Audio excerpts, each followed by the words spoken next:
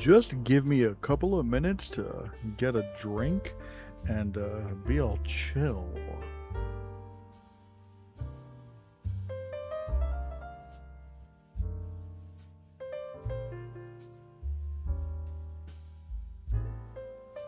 Thanks, Annie Rude. Thanks, Annie Rude.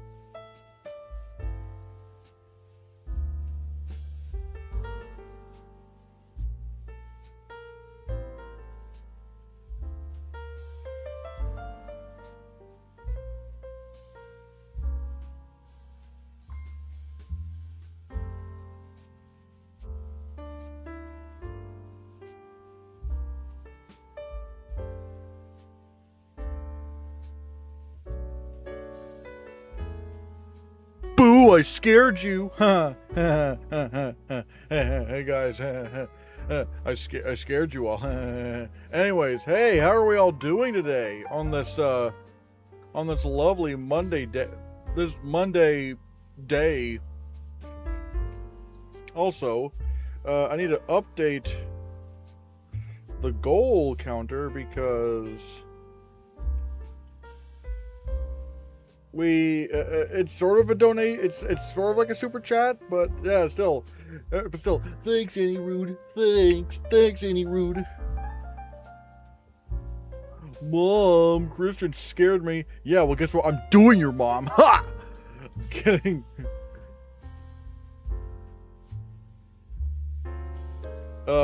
Why did a statement have to enter the race? Isn't it already way too crowded? This happens every year. Like some Oscar bait movie always comes in. But to be fair, I am curious about a statement. I mean, the title isn't great. I think it could have been a little bit more interesting than just a statement. Like, why not the statement or something like that? Just like something along, something along those lines. But I don't know why it's a statement, Hey, Christian. Hi, Nick Rudo. Hi, Nick Rudo. So, yeah, guys. Today we're going to be talking about, now that we fully know what's coming out at TIFF and New York Film Festival. Like, we know what's going on there. I'm curious. I am curious to check out what is going to be, to see what could possibly be happening. Good afternoon, Christian. How's it been? Today's not really been all that eventful. I woke up at noon, which is not great, but, hey. A statement might come out next year, even though it's New York Film Festival premiere this year. It's similar to Sing Sing premiered at TIFF a year before its release. The Wikipedia page says that a statement is probably going to actually come out, in 2026, like late 2026. Let's see, the film is set to premiere the 2026 New York Film Festival and will be released theatrically in the United States by Sony Pictures Classics in late 2026. So it is coming out this year.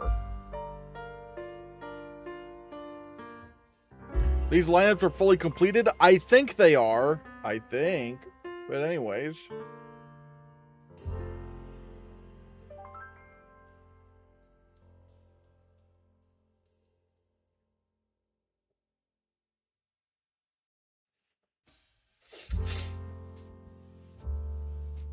But yeah, I got New York Film Festival and Toronto International Film Festival.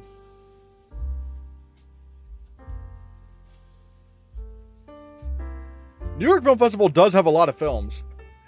Like, it's got Behemoth, it's got All of a Sudden, it's got, what was it? Fatherland, I'm very curious about that one. Misty Green, what was it? Possible Love, the, Rose, I'm interested in that. Club Kid, The Debut, Fjord, Godzilla Minus Zero, Iron Boy, A Statement, like, there's just a lot. There's just a lot happening over there.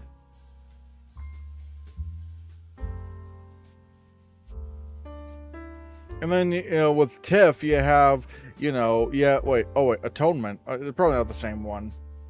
Yeah, no. But, you know, you got Bunker, you got Being Human, you got Misty Green again, you got Prima Facie, what is it? Villeneuve Rise of a Legend, huh? All of a Sudden, you got that. You got La Bola Negra, which is going to be playing at TIFF. La Bola Negra, I think, unless I'm mistaken, I think this does mean La Bola Negra will be competing for the TIFF Audience Award, which I'm kind of wondering if I should just predict that to win the TIFF Audience Award. What was it? You have Club Kid, you have The Debut, Elsinore. Oh. You have Fjord. Let's see. I Play Rocky, Ink, Josephine, Look Back, Minotaur, Possible Love, Wild Horse 9. I think the TIFF Audience Award is between Wild Horse 9 and La Bola Negra. Did something just happen on your... No, I think it was my end. My internet sucks for some reason.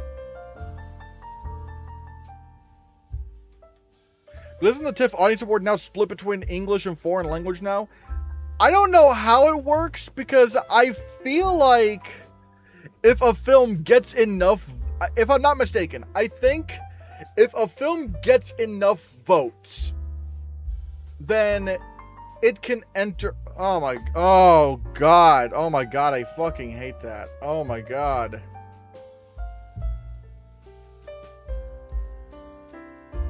No, wrong, this thing is wrong. If I am not mistaken,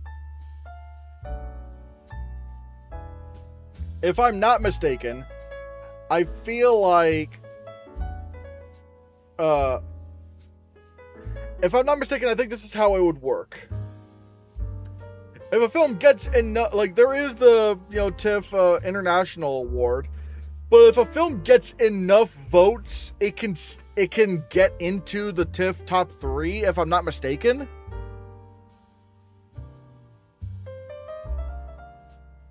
I think TIFF Audience Award could be Wild Horse 9, All of a Sudden, or The Debut. Maybe. But at the same time, La Bola Negra is supposedly very crowd-pleasing. I would take that very seriously. I'd rather go to New York Film Festival than TIFF this year. I'm not gonna lie. I kind of would rather go to TIFF. Because that has, like, La Bola Negra. That has Wild Horse 9. It kind of has everything. I mean, yeah, it doesn't have Behemoth or, you know, Godzilla Minus Zero, but still. By the way, guys, if you want to help me go to New York Film Festival this year, then, you know, please consider becoming a member or sending a super chat, because all of that really does go a long way to helping me go to New York Film Festival, because it's going to be it's going to be rather pricey. So I have a little goal today of reaching 5 super chats and 10 memberships as usual. And I will say I do have a big event coming this upcoming Sunday, which is the birthday stream. My birthday is on Sunday, and I'm going to go for a 24-hour long stream to get a lot of super chats and a lot of, you know, memberships, so that I can hopefully go to New York Film Festival, because like I said, it's going to be a lot. I mean, you could already see like how many members I need, and you could see that we're not that close. But to be fair, a lot of the previous memberships have expired. That's why the thing keeps going down. Still, yeah.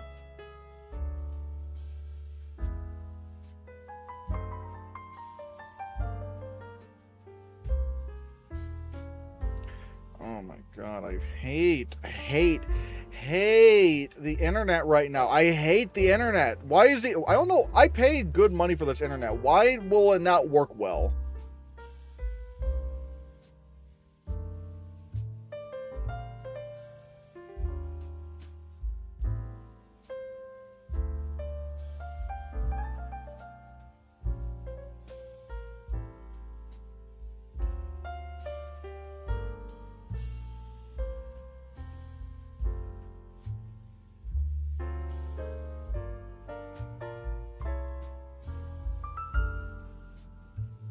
Let's see.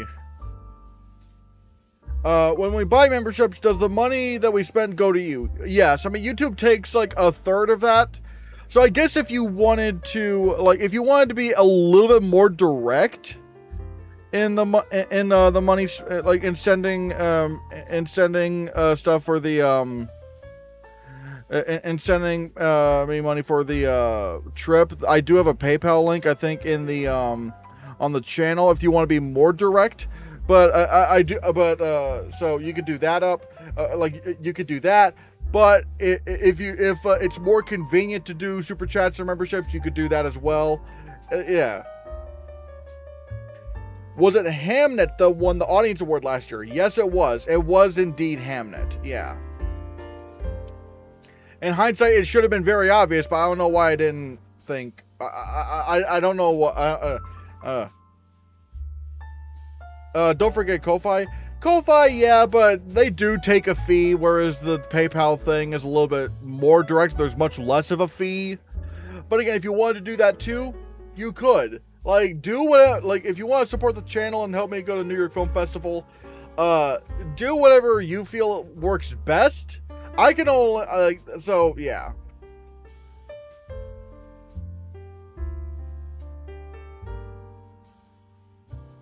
But yeah, let's talk about some more of the stuff here. Like I said, with New York Film Festival, now we do have everything. We do have everything. I'm very curious about. I think the ones I'm most excited for are Behemoth, Godzilla Minus Zero, Fjord. I'm very curious about Fjord. The debut. And also, I'm not gonna lie, I am really excited for A Statement, because I really wonder if this could actually be a sleeper hit when it comes to the Oscar race. What about Variety Oscar predictions? I'm not gonna lie, I don't really read Variety's Oscar predictions. Because a lot of them just end up not being accurate, and it's, I don't know. I don't get some of them. I don't get some of the predictions behind those. I remember back in 2023, Variety was predicting that Blue Beetle would be nominated for visual effects, even though no, it's a DC movie, and even then, I don't see what it's doing that would actually warrant a visual effects nomination. I feel like that was just being predicted because Variety liked the movie, but that never works out. I feel like a lot of Variety is mostly hope dicting, and I just don't want to take that seriously.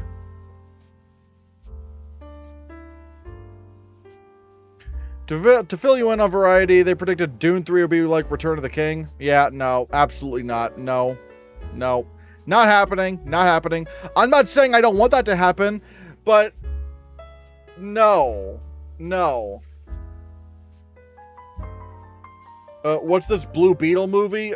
Exactly. I mean, to be fair, people did like it. And people did like the movie, but no one cares, No one cares. It also is, it's just, even in terms of visual effects, it's not the most ambitious visual effects movie of that year.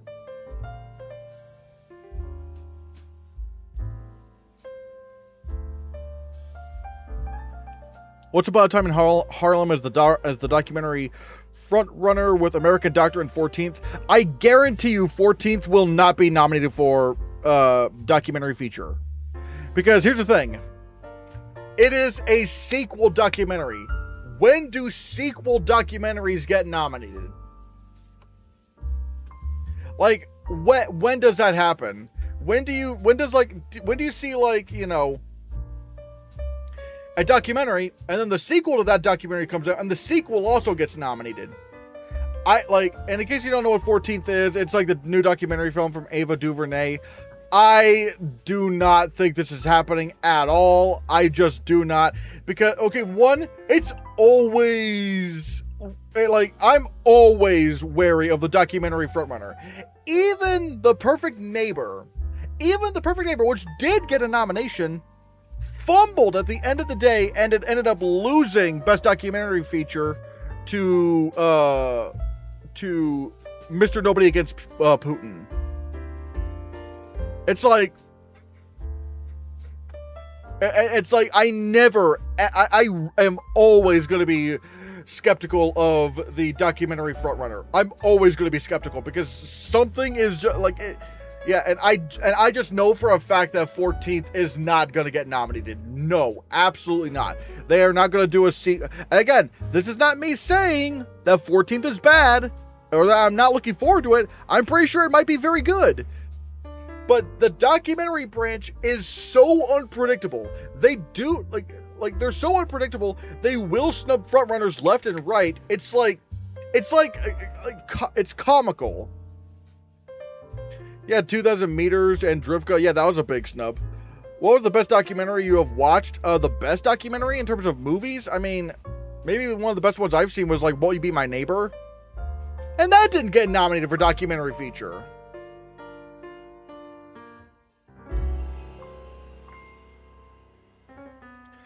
Check out the Oscar race subreddit. Someone who saw Wild Horse 9 posted about its awards chances. Buscemi is not happening. Neither is Posey or Di Girolamo. I don't know. Like, I don't really go to Reddit that much. And also, I think Oscar race subreddit hates me. So, like, Is there a connection getting a bit clunky? It could just be on my end. No, I'm pretty sure it's mine.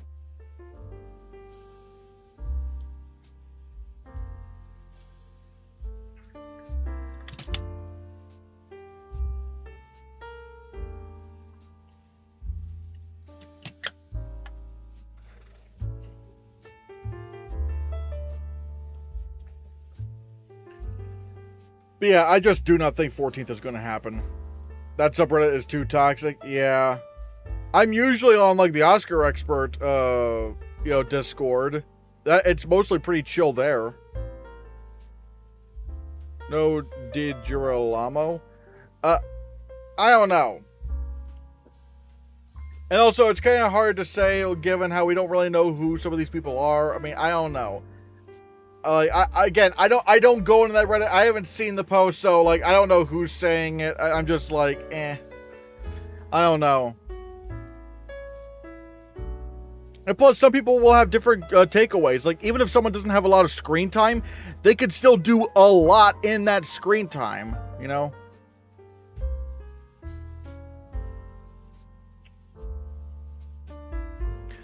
What would you do if Searchlight announced that both Malkovich and Rockwell would compete as leads? Ah, man. I guess really just kind of follow the breadcrumbs and see which one people latch on to more to predict for the Oscar. I guess that's probably what I would do, because it's like, oh, that's not helpful at all.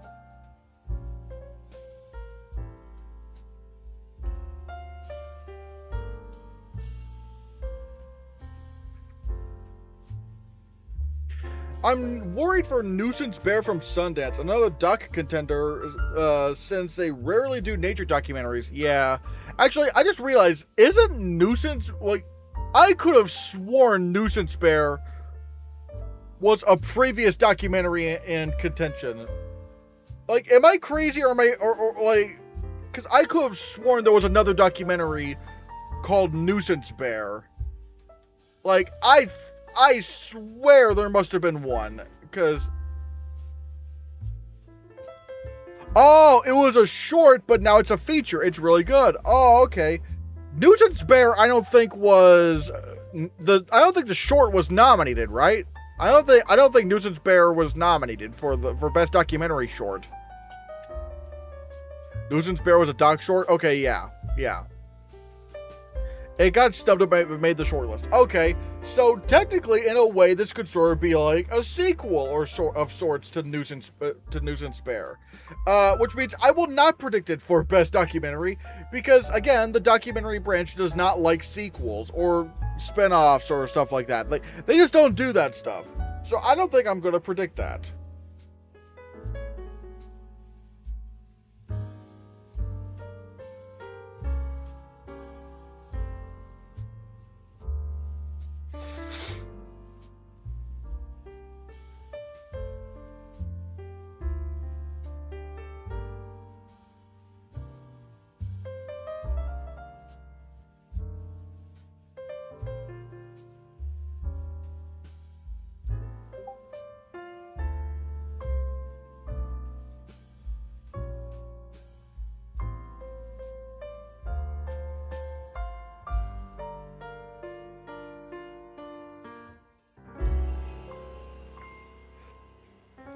Imagine this. Image if Tom Cruise and Matt Damon were competing for Best Lead Actor, and then suddenly John Malkovich upsets somewhere. I mean, look. If Wild Horse 9 wins Best Picture, I do think John Malkovich wins Best Actor. I do think that would happen. What would you do if Focus Campaign's Indy Never Ready in Best Supporting Actress? I think it's unlikely, but what if? Oh, God. That would be so... I don't know. That'd be so strange. It'd be funny if like Anne Hathaway went in lead actress and Indy Never Ready went supporting. Even though I really do think like they probably are best to put her in lead because the lead actress category is just not that competitive and she could win. She could maybe win that. I'm starting to think Tangles is not happening unless animation is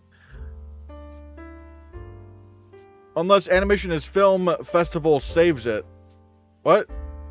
I'm assuming like if you mean if it gets a distributor, sure. I don't know who's going to distribute this film. It's very strange.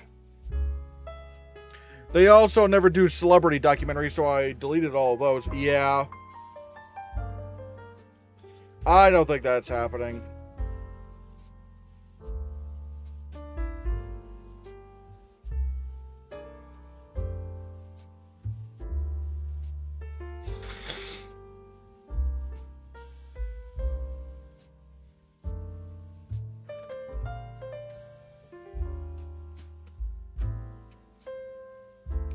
If Indy Never Ready wins the Oscar, Marvel could do now in the trailer from Academy Award winner Indy Never. Well, no, it's not. It wouldn't be from Academy Award winner Indy Never Ready because she's not directing the movie. It's the director of Thunderbolts, so I don't think they would do that. But I think they really would, like, highly affect that. Hey, we got Indy Never Ready in this movie. Ooh. What do you think about the Tangled live action movie? I don't know. All I know about it is that like. Catherine Hahn is playing Mother Gothel, which is honestly pretty perfect casting. And Raven from the live-action Titans is playing Rapunzel, which I'm not gonna lie, Raven and Rapunzel, specifically Tangled Rapunzel, could not be any more different from one another character-wise. So hey, it looks like she might have some range. But I don't know. I don't know how to feel. But at the very least, they're shooting on real locations, I think. So it's probably not just going to be like a green screen type thing. I was also thinking to myself that Indy Never Ready in some way is Kate Winslet in The Reader, but at the same time, Winslet also had Revolutionary Road. But also the rules were different back then because back then, you know, the reason why Kate Winslet was put in supporting for The Reader and lead actress for Revolutionary Road is because she could not get nominated for Best Lead Actress in 2 categories. And now the rules have changed where you can. Now, granted, Indy Never Ready does not have that kind of, issue going on. But, however, I feel like people are just going to go, okay, yeah, Indy Never Ready, she is lead. She's more of a lead than, than Michelle Williams was in The Fabelmans. So, yeah. Apparently, your favorite film, Pixar film Coco, is getting a sequel. Yay! In case you guys don't know, I'm not really a big fan of Coco. I like the ending a lot, but the movie's just not. The comedy in the film is just not funny, and I really did not like the story. So, Pete's Dragon 2016 is Disney's best live action film, amongst the Disney remakes. I have not seen that. My favorite, I'm not gonna lie, my favorite is The Lion King, even though technically that's not live action, that is animated. But outside of that, I also really love The Jungle Book and Christopher Robin, but still. Indy Never Ready could be like Lakeith Stanfield. Campaign and lead, but nominated and supporting. I'm not gonna predict that, because that was like a once in a lifetime kind of like what the fuck kind of nomination.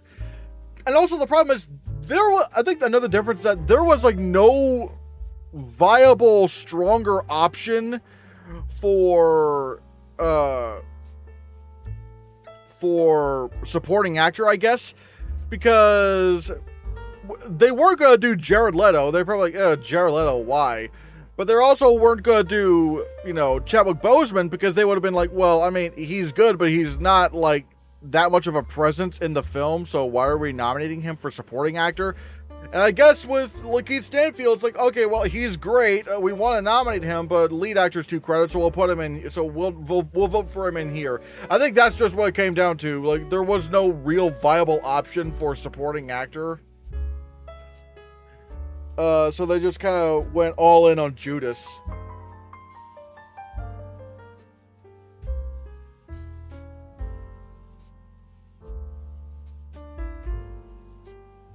My favorite reaction of Oscar Expert and Brother Bro is them freaking out for Lakeith Stanfield getting nominated. Yeah, that is still the most shocking Oscar nomination of the 2020s. I genuinely cannot think of one that was crazier. I'm Still Here was crazy, but like you could see that, so like you could justify that somewhere.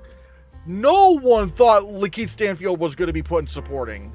Hell, he wasn't even campaigned in supporting. He was campaigned as a lead, so it's not even a studio thing. We just all assumed, okay, yeah, he's going to be like, if he were to get in, he would surprise in lead actor. Supporting actor was just out of nowhere, and no one thought that.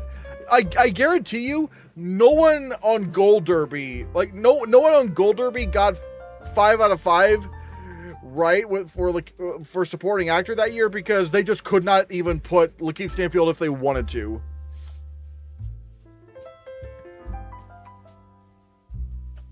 A comment I saw on Reddit suggesting that voters a comment I saw in Reddit suggested that the voters that voted Stanfield in supporting, because these same voters had an empty slot because they voted for Claudia and lead. I just don't know, because like, unless maybe that 5th slot in supporting actor was just not really strong at all, like nobody was just getting that many votes. The F1 Best Picture nom in September 5 and Golden Globe Drama noms, some of, if not the funniest reactions the brothers have had. Yeah, September 5 just appearing out of nowhere.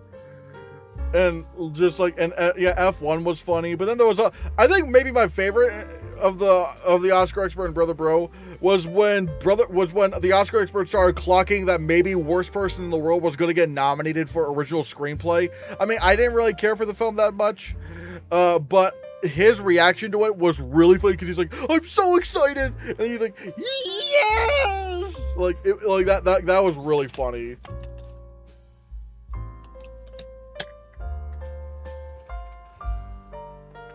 Lakeith Stanfield should have been nominated in Best Actor, not Best Supporting Actor. I mean, yeah, obviously, like that. There's no world where he's a supporting role in that. Like who was the lead of that movie? If they I don't know.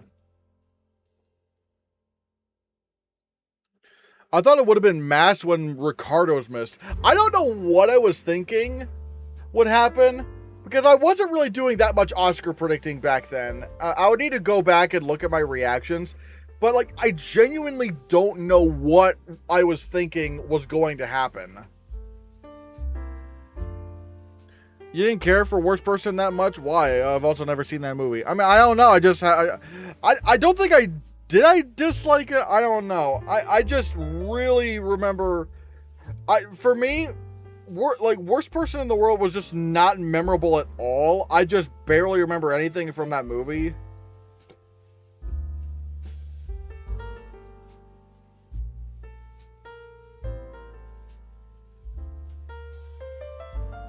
Okay, yeah, I gave it like 2.5 stars on Letterboxd, so I thought it was kind of mid. Alright, yeah. Basically, I think with Worst Person in the World, I just didn't think it was very remarkable, like, at all. And I just, it was like one ear out the other. I just could not remember that movie at all.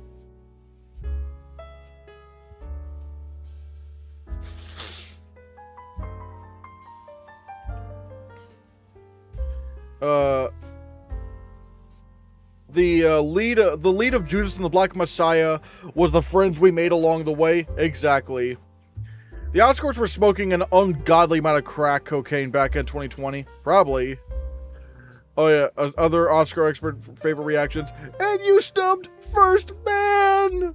All Quiet wins BAFTA. The Father gets into Best Picture. They snubbed Ma Rainey's Black Bottom. Yeah, that was funny. Have you seen Your Name? No. September 5 better than Sing Sing. Oh, I very much disagree. I wholeheartedly disagree. You don't really like Joachim Trier stuff, it looks like. I thought Sentimental Value was decent. I didn't love that, but I thought that was like a 7 out of 10. My favorite one is when the cat runs away. Oh yeah, the cat running. I remember there was one where like Brother Bro, like Tess was trying to run away, and he put his hand on her and said, "Tess, don't you fucking move." It's like, that was funny.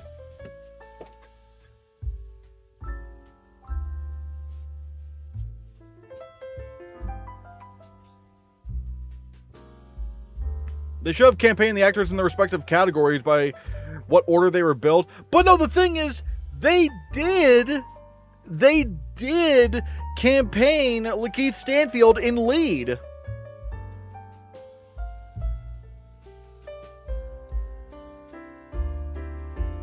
Like, they did campaign him in lead. The voters just chose to put him in supporting.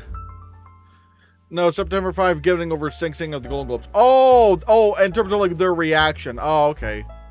One of my favorites is when is the Oscar experts screech after Green Book won Best Picture. Like I feel bad because I'm not gonna lie, I do really like Green Book. I'm like, oh. But also like his reaction to Parasite winning was really funny. It was great. You should rewatch Worst Person. Also, why didn't you like some of it as much as others? I just don't think it's as strong. There's not really much I could really say about that. It's just, I don't really think it's as strong as other movies. And also, I don't really feel like rewatching Worst Person. There's a bunch of other movies I would rather watch for the first time. And I don't really have a strong inclination to watch Worst Person in the World, so not for me.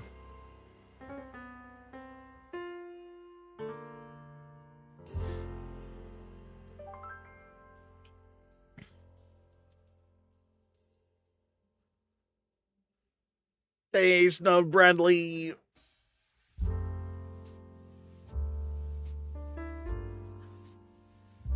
But let's see. By the way, guys, like I said, if you want to help me go to New York Film Festival, then please consider.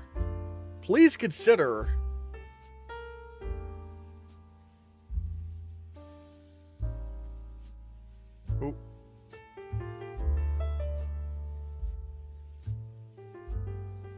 Yeah. please consider becoming a member or sending a super chat, because anything like that helps the channel and helps us get to a point where we can go to New York Film Festival. So please consider doing so. If you want to know what you get for becoming a member, you get a bunch of cool little emojis, badges, members only streams. We did one yesterday, where lately what I've been doing is I've been filming my Oscar predictions live and then putting those out for the like editing those down into public videos. But with the member streams where I record my my Oscar predictions, you get to interact with me a little bit, and you might see your question pop up in a predictions video. So please consider becoming a member. It really helps a lot, and again, it does help me go to New York Film Festival this year. So yeah.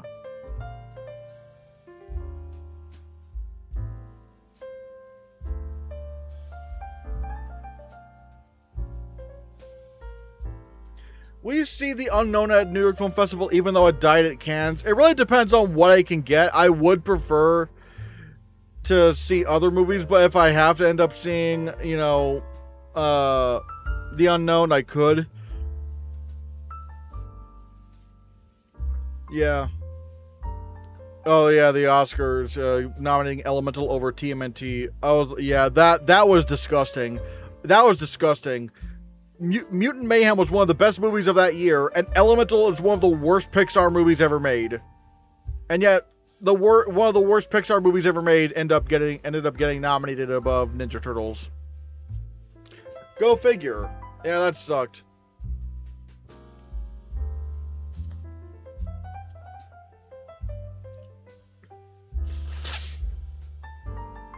Wait, Joy of Joys. Wait. Wait. Jonathan Glazer has a new movie? Wait, Jonathan Glazer has a new movie? Wait, or is this like...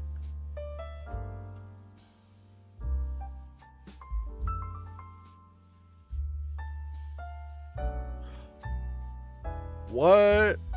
Oh, it's a doc short about Gaza. Okay. Wait, I just realized. I wonder if Joy of Joys could maybe get into documentary feature at the Oscars. Not documentary short, I should say. Documentary short.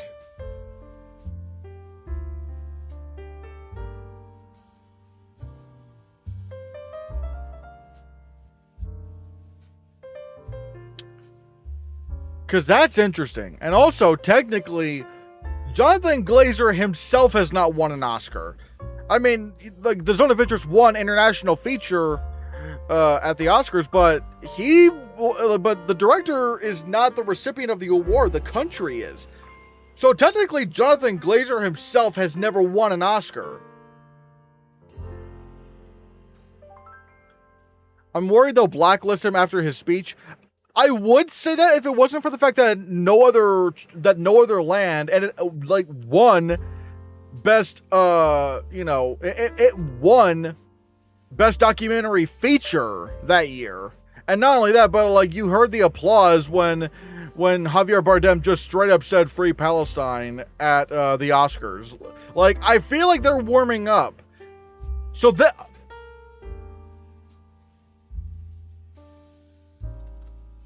Yeah, it's certainly eligible for documentary short. It's 38 minutes long. I'm saying if they want to give something best documentary feature, maybe, what was it called?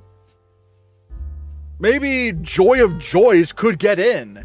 Maybe that could end up winning. Glazer should have won Best Director. He practically invented a new visual style language.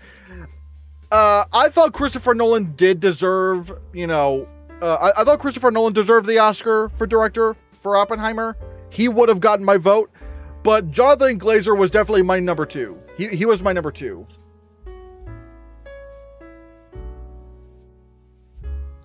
I don't know why I've never heard of this. Uh-oh.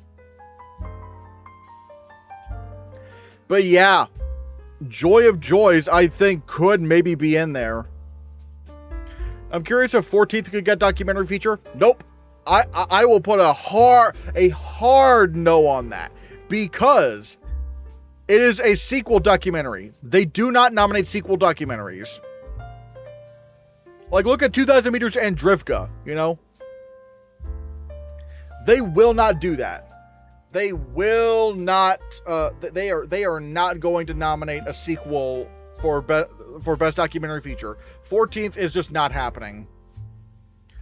There's another documentary called American Doctor from Sundance about hospitals in Gaza. That's my current frontrunner for documentary feature. Okay. Maybe.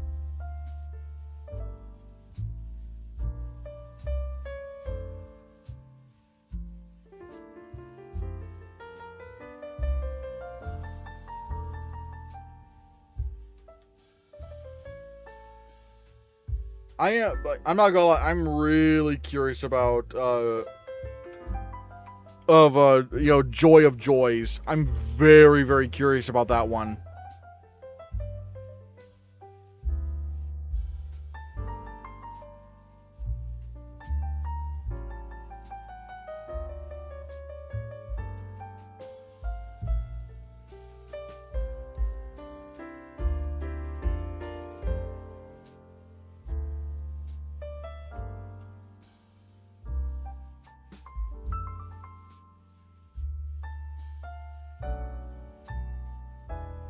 I could be wrong, but I've heard Joy of Joys is a little experimental.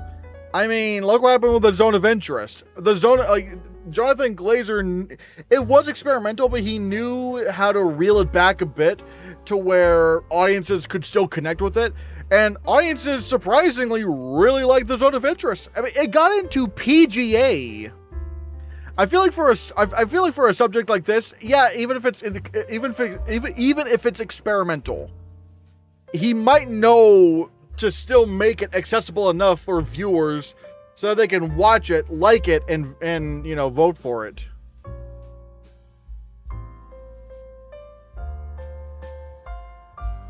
Oh, Noah Sagan is a film director? Who's Noah Sagan? An American actor and filmmaker.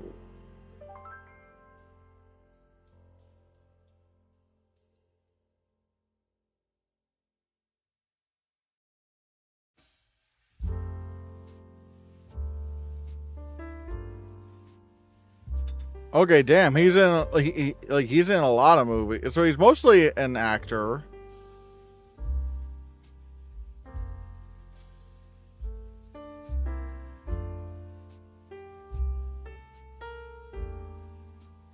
How much are the tickets for New York Film Festival? I think it really depends on what plan you get and all that stuff. I heard that there is like an express pass that's like $200 where you can get, you know, tickets for $15. I'm hoping I can try to get that because that sounds pretty enticing to me.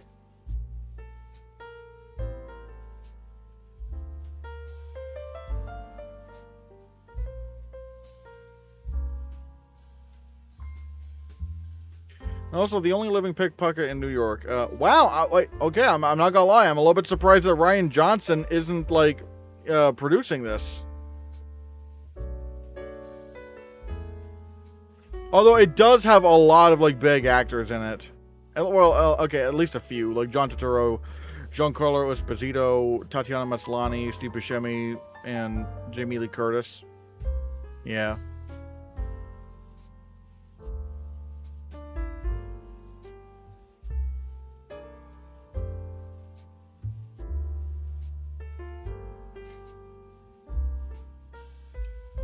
I think A24 was very careful with how they campaigned and slowly released Zone. I think that also helped too. I mean, I don't know. I mean, maybe, obviously, you know, it was good campaigning, but at the end of the day, people did latch on to the Zone of Interest. People, I mean, again, it got PGA.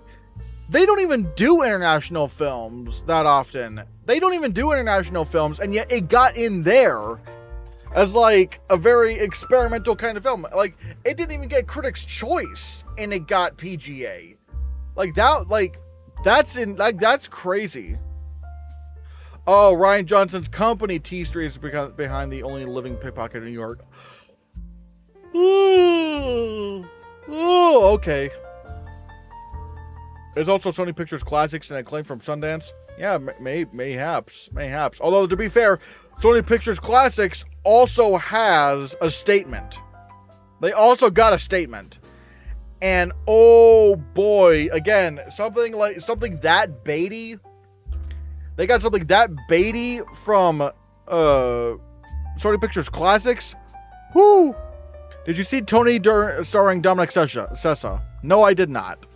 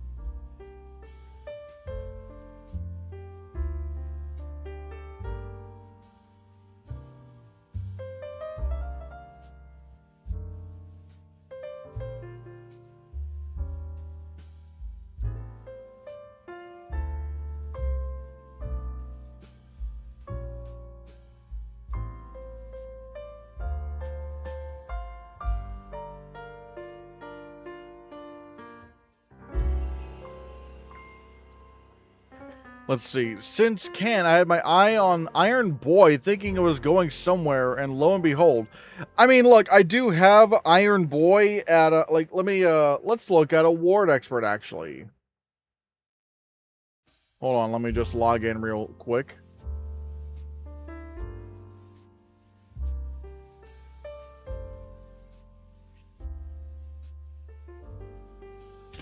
Ah.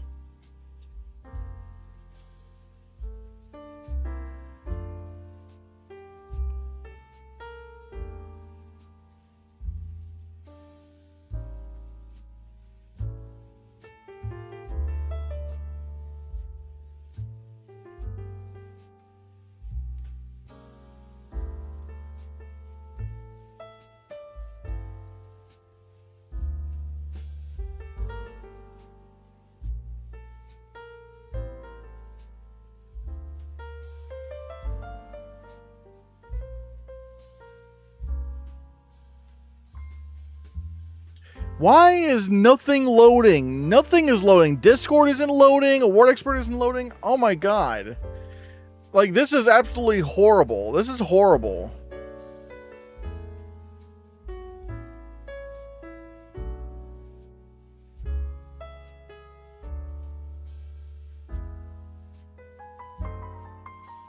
I hope they announce a qualifying run for a statement. They've only mentioned plans for a 2027 release, but I can't imagine it won't do a qualifying run, even if they're world premiering it this year. They, like, Wikipedia says that it is coming out this year. Like, the film is set to premiere at the 2026 New York Film Festival and will be released theatrically in the United States by Sony Pictures Classics in late 2026. And this is from Deadline. Deadline says that it's going to be released, you know.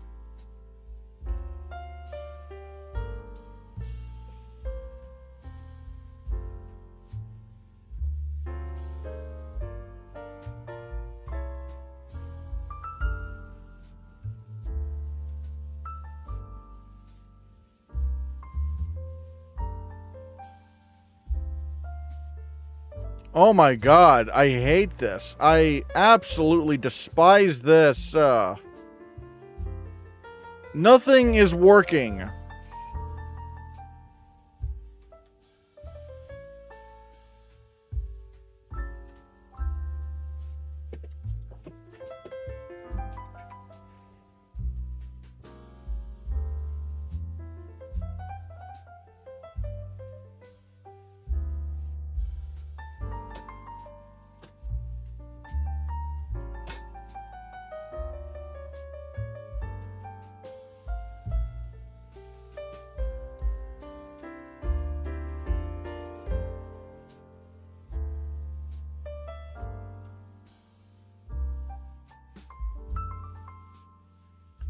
Cinemark versus AMC versus Regal. What is your favorite theater chain? I've only been to Cinemark because there are no AMCs or Regals near me, unfortunately. I would like to go to an AMC, but for some reason AMC is just not anywhere near me, which sucks. I want an AMC near me.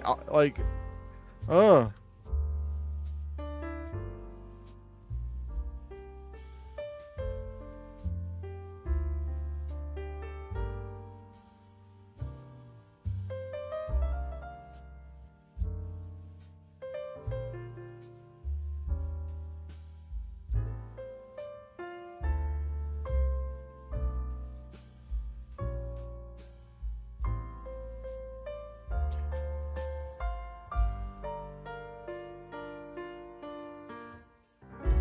Has Rose shown up on a festival schedule yet? Yes, it's gonna be. God, no web pages are pulling up, are being able to be pulled up right now. I hate this. Only the ones I already pulled up initially. But wait. Like Rose, that's going to. Rose is going to New York Film Festival. And let's see if it's going to Toronto.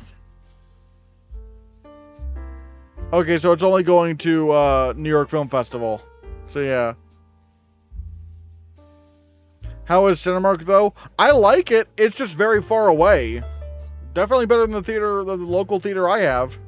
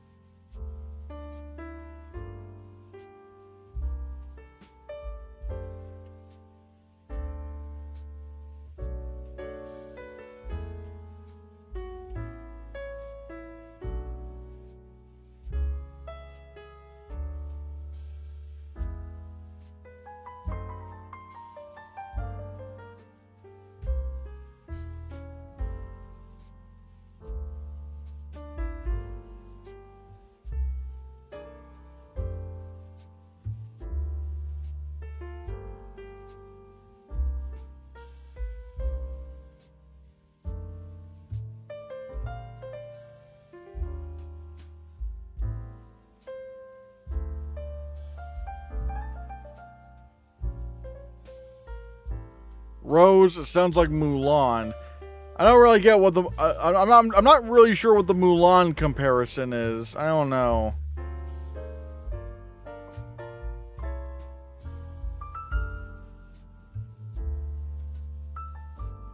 Also, it's Austria's entry.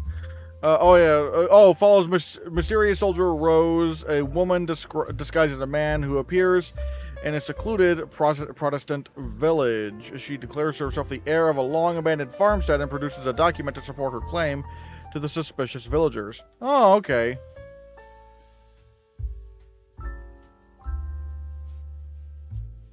Alright. I am curious about this. I am curious.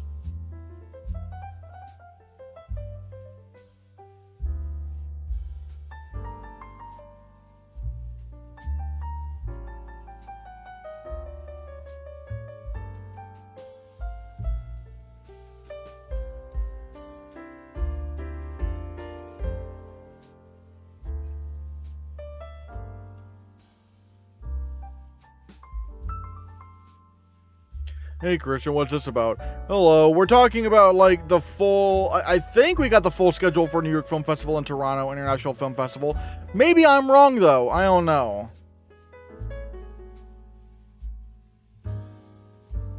But yeah, in case anyone doesn't know, I'm also trying to raise money to hopefully get me to go to New York Film Festival.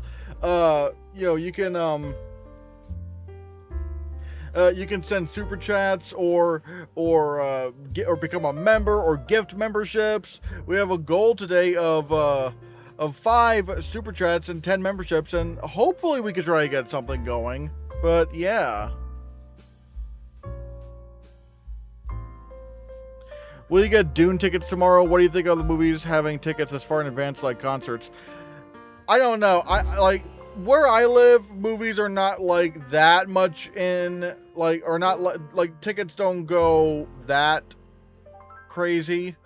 So I don't so I don't know. And plus, I'm not, I don't want to get too cocky. I don't know where I'm gonna be by the time December rolls around. I don't know. I'm bad at planning. I worry about planning things too far in advance.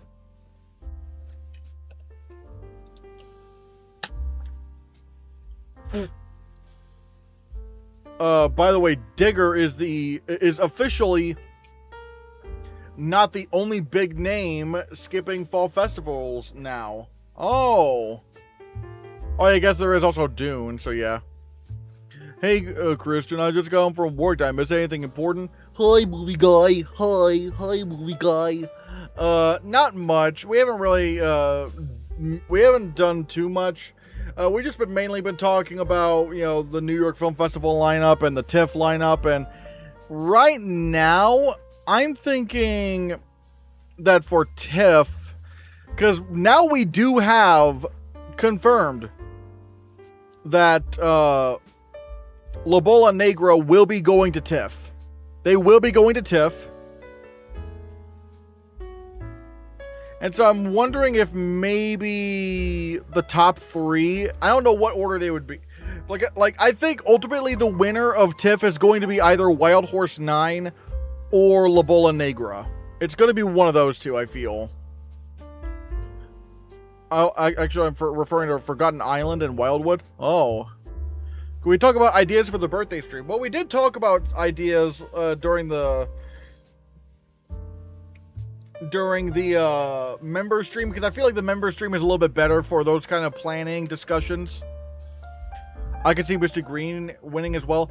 Yeah, Misty, I'm really keeping my eye out for Misty Green. I'm really keeping my eye out for Mr. Green.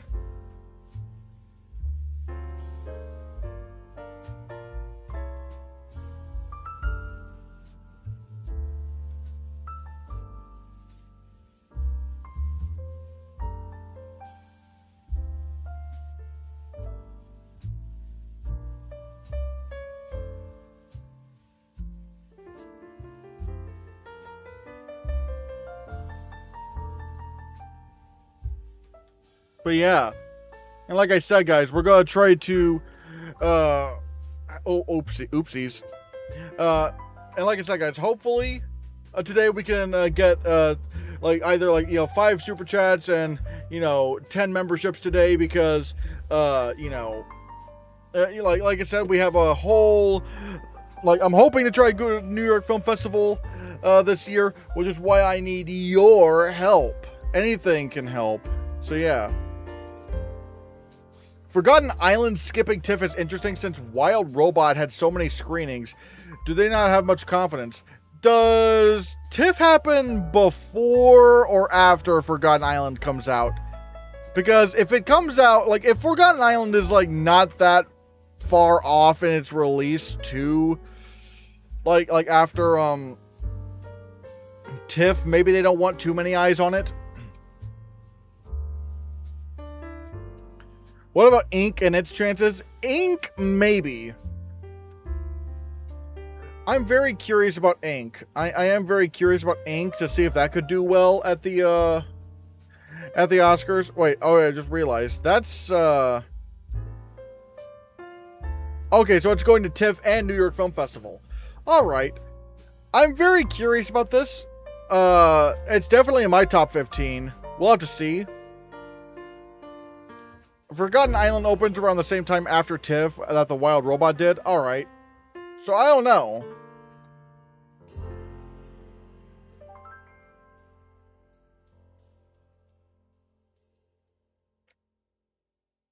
I have my eye out for Your Mother, Your Mother, Your Mother as a potential TIFF winner or placing top 3. They are screening that movie a lot, and it looks like it will appeal to that festival crowd. Do I really need to consider Your Mother, Your Mother, Your Mother?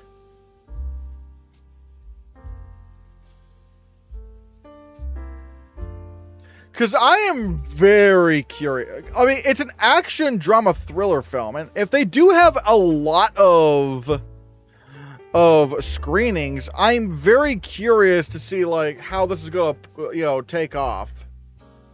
I mean, let's say if it wins People's Choice, then holy shit, like that would actually be huge. I don't know if I want to take that right now, but I mean, but we'll see.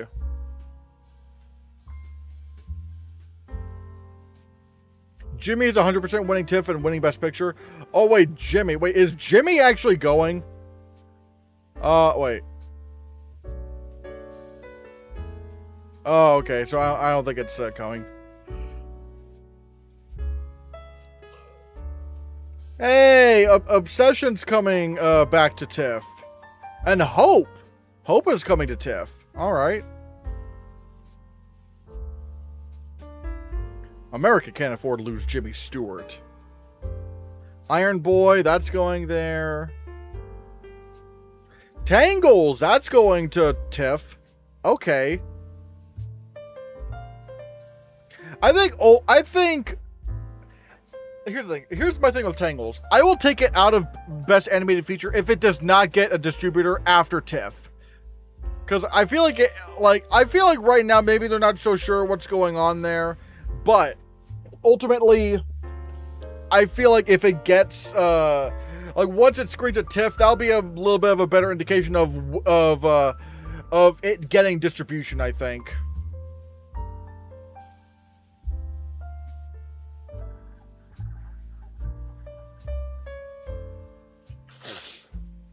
Oh yeah, Midnight Madness. Oh, okay, let's see what happens at Midnight Madness. Because didn't Obsession, if I'm not mistaken, I think Obsession did happen at Midnight Madness, and as well as like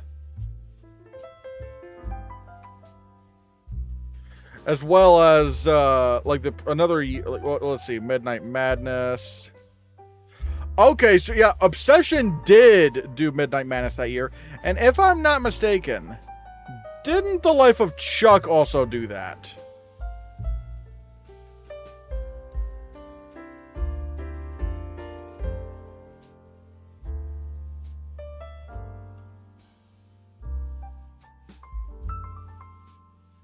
Oh wait, the Substance went to TIFF for Midnight Madness. Wait, so where was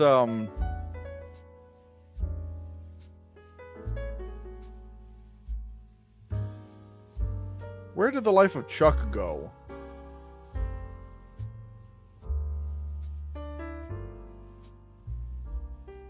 Oh, okay, so that was that was in special presentation, so it wasn't Midnight Madness. All right. But it's funny how Obsession was initially, like last year. That was cool.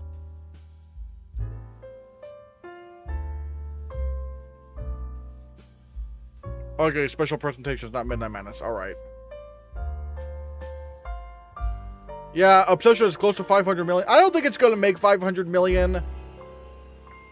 I don't know. Actually, let me see. Special events, Obsession. Okay. It now only needs less than $5 million. It needs less than $5 million to cross 500 million. Wow. That is still crazy how the movie was this successful. Like, that's crazy. I can't believe that actually happened. I mean, I'm glad because the movie is amazing, but like, damn.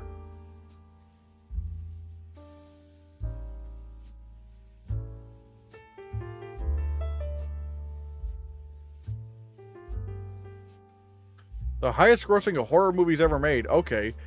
World War Z as a horror movie. That's funny. There is a chance that Obsession could crack the top 10, or the top 5, I should say. Also, I think that Backrooms made that much, like it's now like at number 13. That's crazy.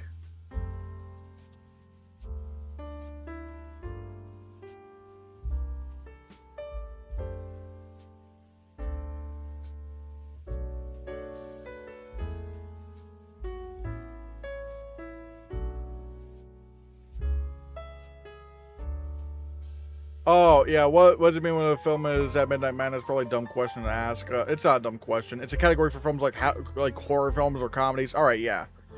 Obsession is still performing decently in some international markets. I think it'll barely cross the 500 million threshold. Maybe 510 to 515. All right.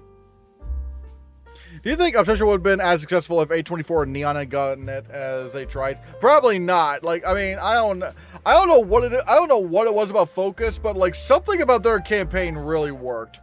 But then again, I don't know. I think it would have been successful regardless. But like, again, that's just crazy how well it did.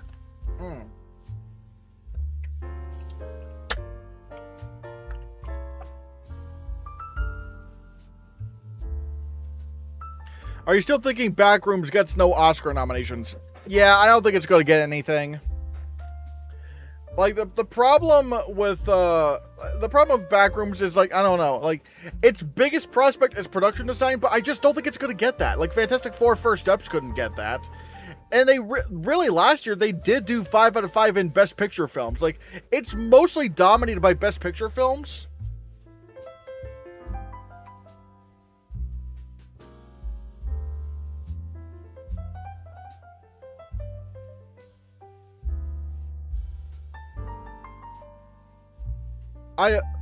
Whoa, Movie Guy with the 5 gifted memberships. Thanks, Movie Guy. Thanks, Movie Guy.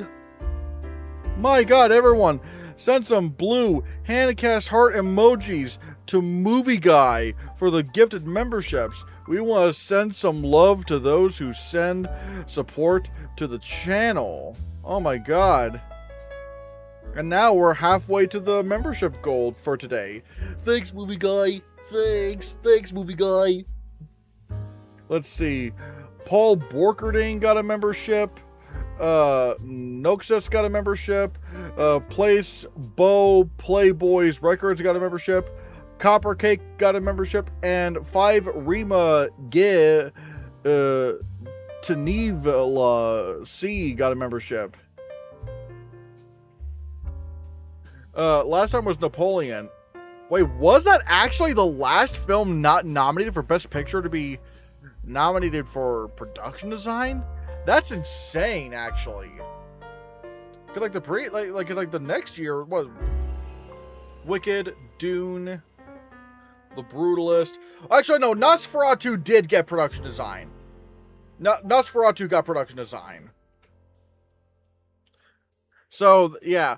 But ultimately, yeah, it was. But yeah, what you're saying is, it's period piece production design. Whereas you know, the Backrooms is a little bit more like abstract, like horror, like liminal horror production design. I just don't think the Oscars will bite. I think if any non-Best Picture contender gets into production design, it'll probably be Werewolf. What do I have in for production design? Okay, so I do have all of them being Best Picture films. The Odyssey, Digger, Project Hail Mary, Dune Part 3, La Bola Negra. Number 6, I have Werewolf, but I don't think Werewolf is going to be like as big and extravagant as Nosferatu was, because Nosferatu was like just classic, you know, Victorian era production design and shit. So like, there's that. Wild Horse 9 could make a case, but that's also in Best Picture. Disclosure Day, I don't think that's going to happen, but it has good enough production design, so yeah. So yeah, basically, I think this year's going to be dominated by Best Picture films, to be honest. I think it's going to be dominated by Best Picture films.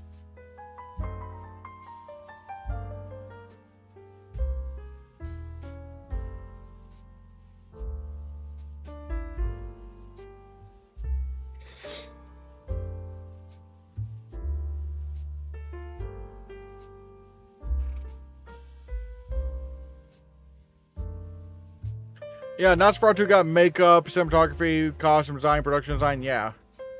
Backrooms is fantasy, yeah, but like I said, it's a little bit more like abstract, like liminal horror kind of production design, whereas, you know, whereas Nosferatu is a little bit more palatable to the Academy because it's a little bit more traditional, like period piece production design. By the way, did we all forget about Cry to Heaven? No, we didn't. I think Cry to Heaven is just not coming out this year. It is just not going to come out this year. It's like not been announced for any film festivals. I think it's just coming out next year, to be honest. It would be so cool if Wildwood got in, but I don't think they're that cool. Yeah, they're not going to nominate Wildwood for production design. It would be cool, but yeah.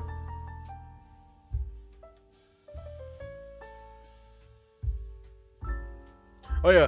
Bye, Cry to Heaven. Bye. Bye, Cry to Heaven.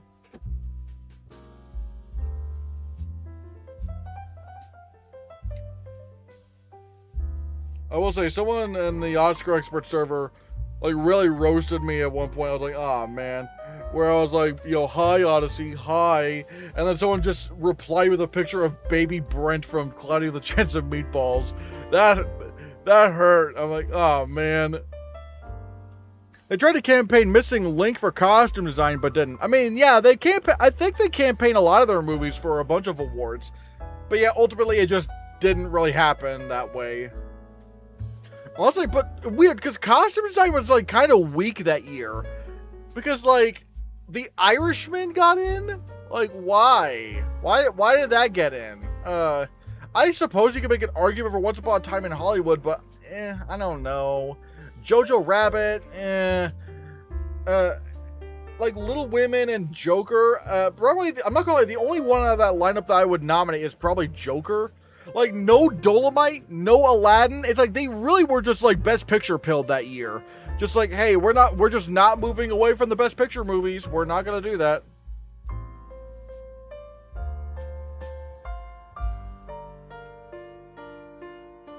Yeah, The Irishman over Rocketman, Downton Abbey, and Dolomite. What are we doing? And again, not even Aladdin. Aladdin, I feel like should have gotten a costume design nomination, or even Maleficent, Mistress of Evil. But you know, hey, we just gotta do Best Picture movies. Only Best Picture movies allowed. If Cry to Heaven comes out next year, I can see it being a Best Picture frontrunner. I don't know about a frontrunner. I mean, because I need to figure out. Obviously, we would need to figure out like what's coming out that year, but like I don't know. Did Missing Link win the Golden Globe for animated feature? It did. It did win the Golden Globe. That year was chaotic because Golden Globe went to Missing Link. Critics' Choice did Toy Story 4. BAFTA did Klaus. The Annie Awards did Klaus, and then PGA did Toy Story 4.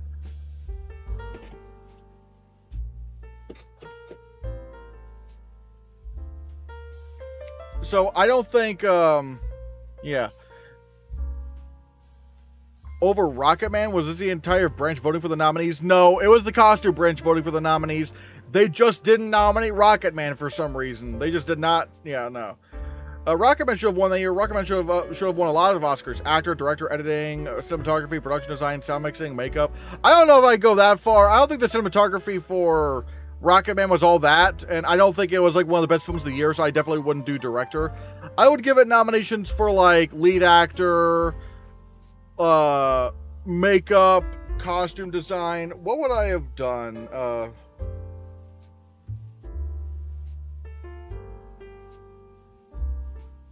Let me look at my award. Let me look at my award expert Hannahcast movie awards. Rocketman. I would have given, yeah, Taron Egerton lead actor, at least in terms of a nomination. I would have nominated for casting, but casting wasn't a category back then. But still, yeah, I'd give it costume design, makeup, and sound mixing. And original song for I'm Gonna Love Me Again.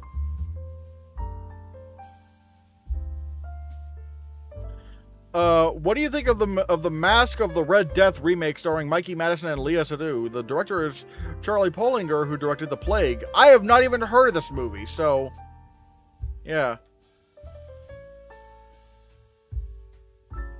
Anyone remember Entertainment System is down? Yeah, I think that's just not gonna get nominated. Like it's been delayed too many times. Oh, hold on.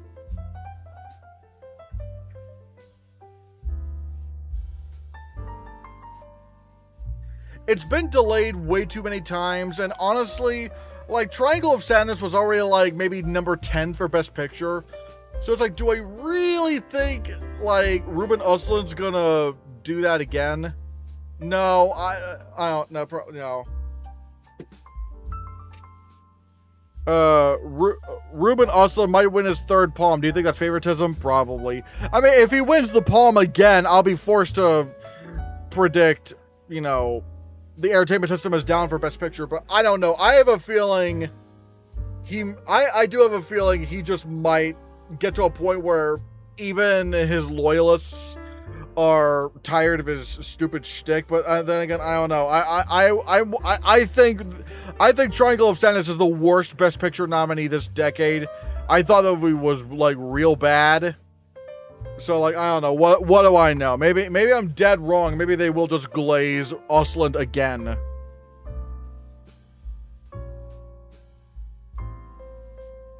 The good old days when the sound categories weren't combined, even though I didn't watch the Oscars back then.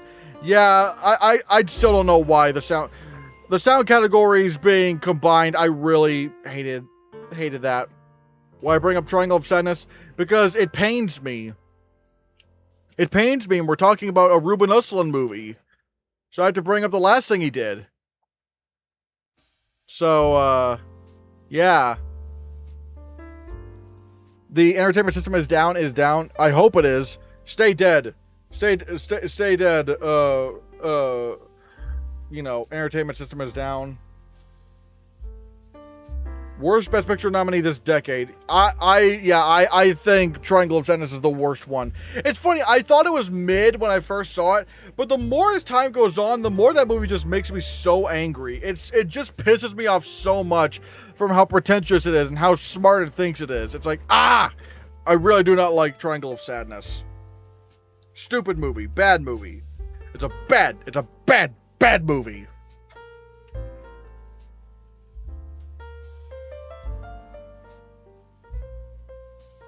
Is Ruben Östlund a bad person or what? I mean, I don't, like, his movie, like Triangle of Sadness was really bad. Although, to be fair, I don't think Ruben Östlund is, like, all that either.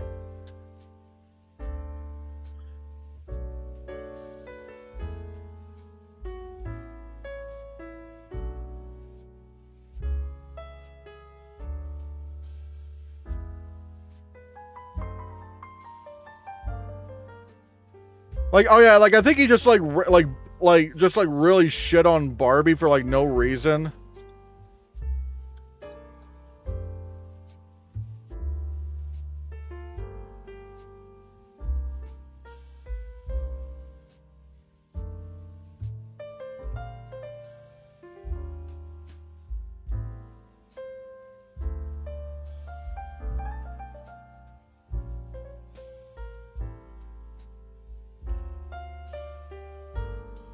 God, and once again, I can't bring up I can't bring up a web page because it won't fucking load.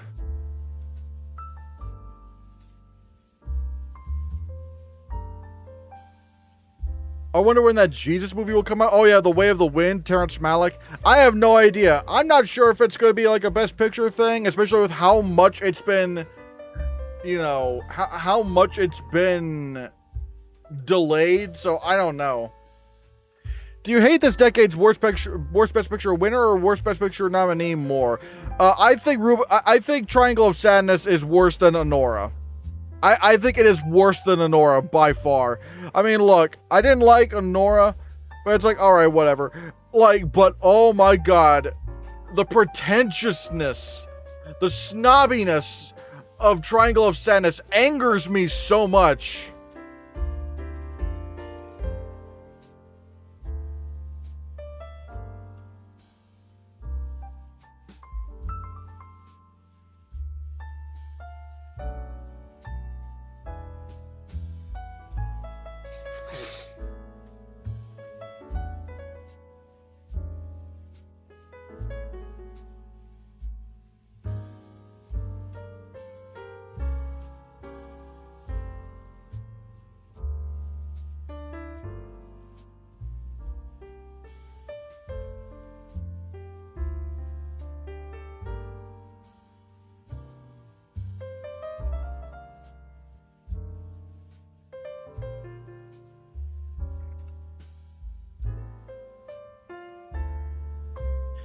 I think Martin Scorsese's When Night Falls might be too much of a psychological thriller to be a serious Oscar contender. At most, it's like Silence. I'm not sure. Wait. Is that what it's called? I thought it was called something else. But like, I'm willing to go with the Scorsese film, especially since they kind of have been leaning more into like thrillers and horror movies recently at the Oscars. We'll see. Oh my God, Movie Guy with the Canadian $5 super chat. Everybody, send Movie Guy some blue Hannahcast heart emojis. Hold on. Thanks, Movie Guy. Thanks, Movie Guy. Do you like Terrence Malick films? I don't think I've seen one. I don't think I've seen any of his films, to be honest. I do want to try to see The Thin Red Line and The Tree of Life at some point. But no, I have not. I don't think I've seen a Terrence Malick film.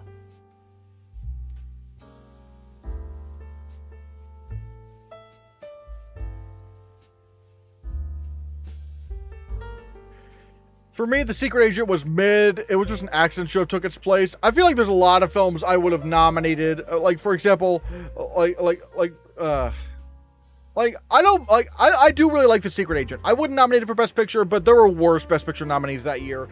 Like, I thought, you know, One Battle After Another was the worst one. It was mid. And then you have, like, Sentimental Value and F1, which I thought were, like, decent 7 out of 10s. Those are the most those three are the most exchangeable ones to me. Like, I would have easily put in, like, No Other Choice, and it was just an accident over them. And honestly, maybe even I would nominate The Voice of Henry Rajab for Best Picture, but, like, I didn't want that to happen over No Other Choice, an international feature. But then again, I don't know. If they had just, like, in a perfect world, Sentimental Value would have been snubbed, and so that, you know, so that No Other Choice could get in, but still, eh. The Tree of Life and The Thin Red Line are both masterpieces. Yeah, I really want to see The Thin Red Line, especially. I've listened to the main, like, kind of musical score for The Thin Red Line, and it's very good. It's been 7 years since the announcement of The Way of the Wind. Yeah, it's been a long time.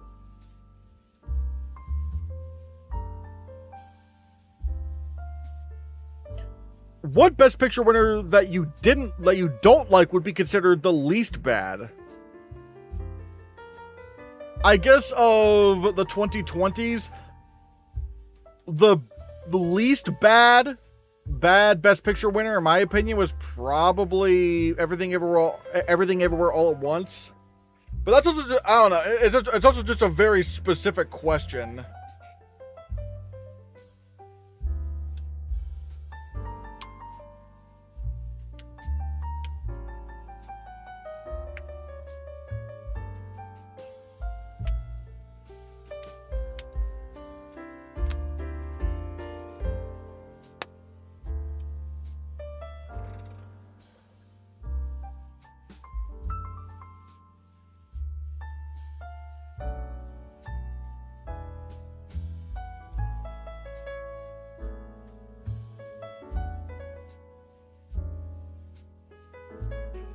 I don't know. Let's see. What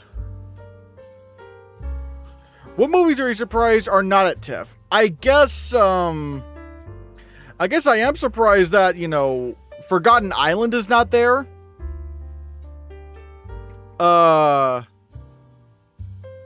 Digger's not there, but I guess they just don't want to risk, like, the bad press. Which, honestly, I am a little bit worried. I am kind of wondering if it's going to not be that big of a crowd pleaser. No Wicker with Olivia Colman. Maybe. I am really thinking Wicker is going to be nominated for makeup and hairstyling. Give ratings for every Best Picture winner this decade. Okay. Honora is a 2 out of 10. Actually, let me look at... I think I actually have the list.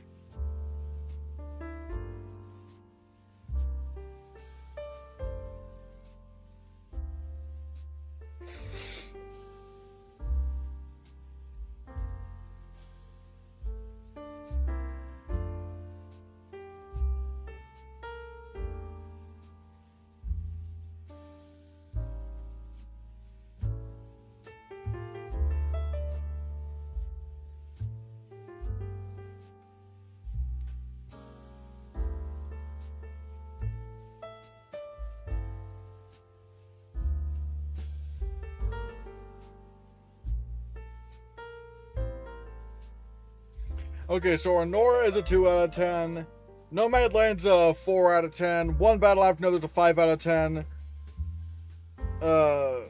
Everything Everywhere All at Once is a 5 out of 10. Coda's a 9 out of 10. And Oppenheimer is a 1 out of 10. So yeah. Wicker for makeup and hairstyling? Yes, I really do think that's happening. I really do think Wicker is going to get nominated for makeup and hairstyling. It's just the goofy, weird makeup that gets nominated. Like, I really do, like, I always try to look out for the big prosthetic movies, because the big prosthetic movies, even if they're, like, nowhere close to Best Picture, they will show up somewhere. Like, even the Alto Knights got in for makeup and hairstyling in the short list. And no one liked that movie. So, yeah. The look on Skarsgård is crazy? Yeah.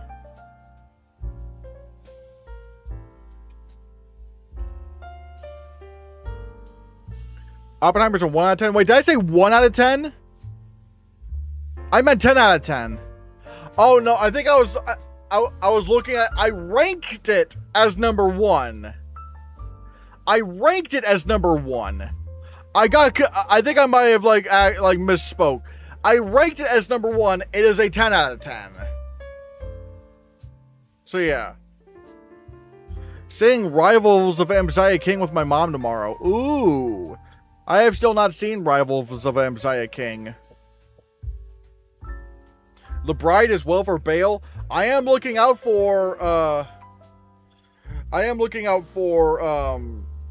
The Bride, because The Bride could definitely happen in makeup.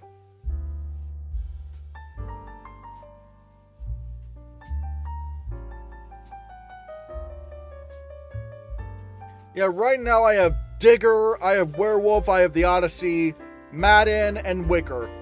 I know they said Madden's gonna go to Amazon Prime, but it's one of those things where it's like, you just don't know where they are going to, like, what they're gonna do about that, because I straight up never even considered Waltzing with Brando, because I thought that was just gonna go, like, straight to DVD, or it wasn't even coming out that year or something. I just did not know what was happening with that movie. So with Madden, I'm keeping it in because they might just squeeze it into, like, the most bare minimum of releases just to get a makeup nomination. Wait, you still can't watch Waltzing with Brando? That's insane to me.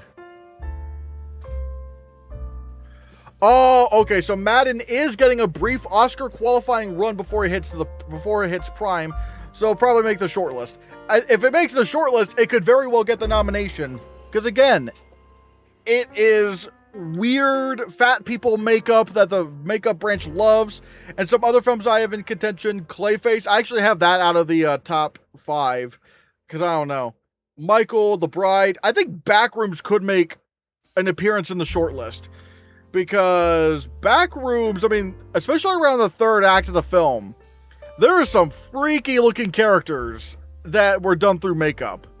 Not the tall character, not him, but like these other characters. You can eat them. I think they could probably get the film into the shortlist for makeup. You know, Dune Part 3, Ebenezer, watch out for Ebenezer. Ebenezer could very well happen. Wizard of the Kremlin, The Magic Faraway Tree, Rose, Supergirl, Resident Evil, Hunger Games, Lee Cronin's The Mummy. Why take out Clayface? I don't know. DC doesn't really have a good track record. Obviously, it could happen. But I don't know. It's just stuff. I don't know. Maybe I could take out Werewolf. I could take out Werewolf. Because right now we don't really know what the makeup in that's going to look like. But at the same time, Lily Rose Depp has like a kind of like a fucked up face with the makeup on her. So maybe she could have that. I don't know.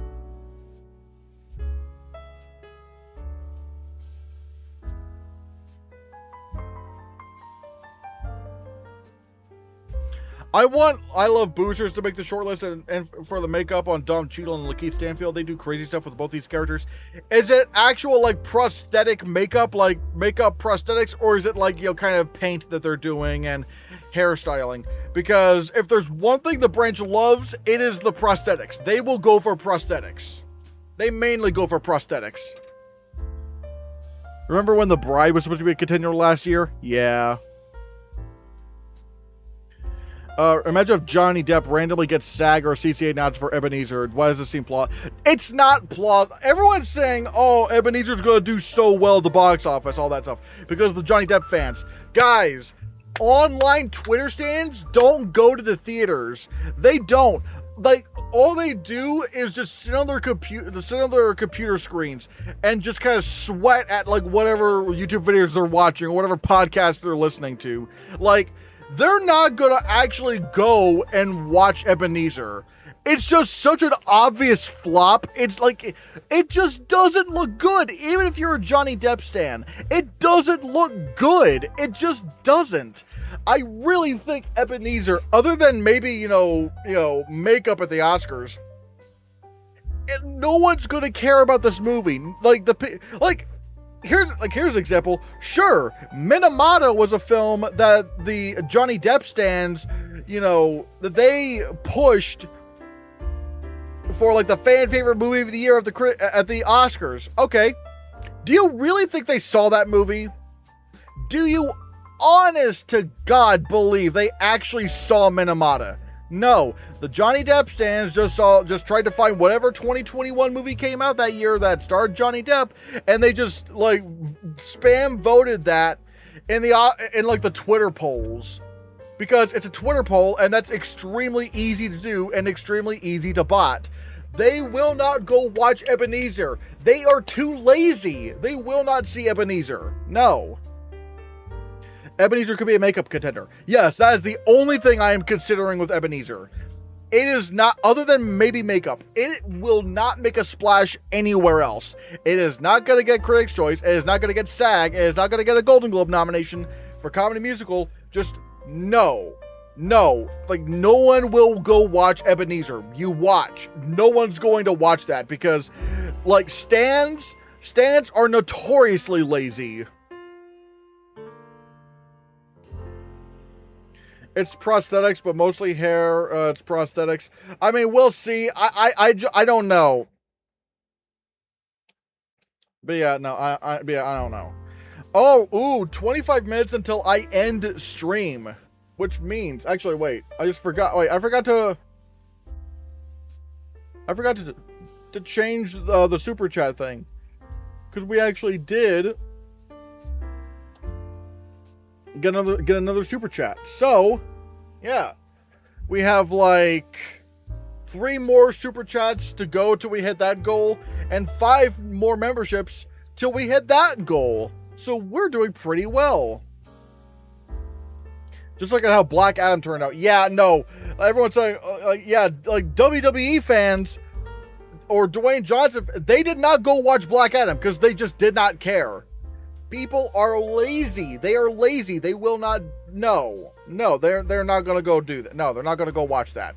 I mean, God, literally, just look what happened with, like hold on, let me.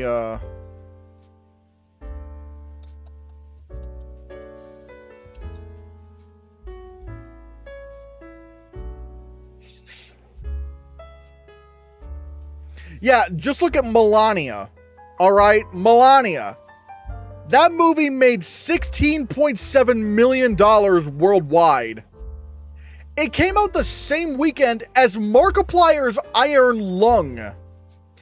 And Iron Lung destroyed it at in its opening box office and even the overall box office. Like, Iron Lung destroyed that movie. The movie that was like made by, that had like Donald Trump behind it. It's like, no, they're not gonna care.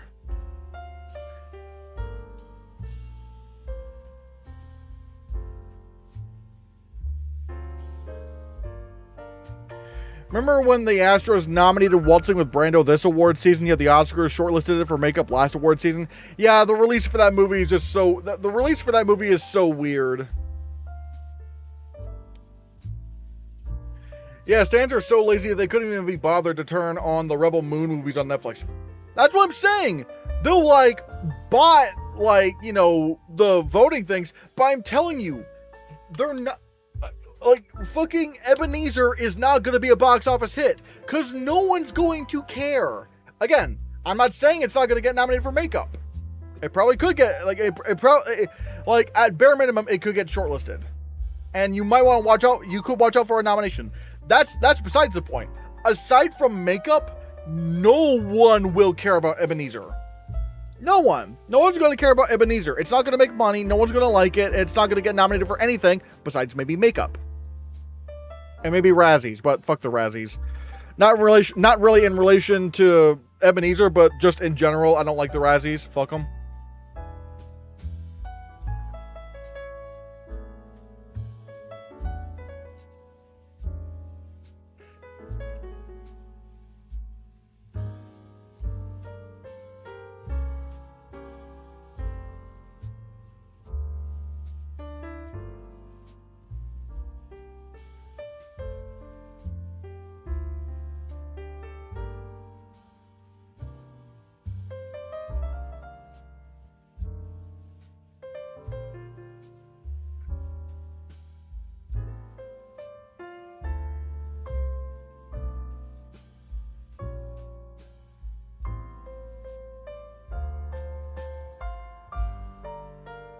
But yeah,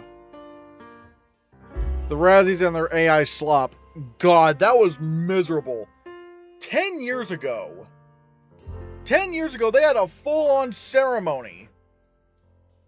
They used to have like full-on ceremonies with the Razzies, and now it's just AI slop. Like, what are they doing?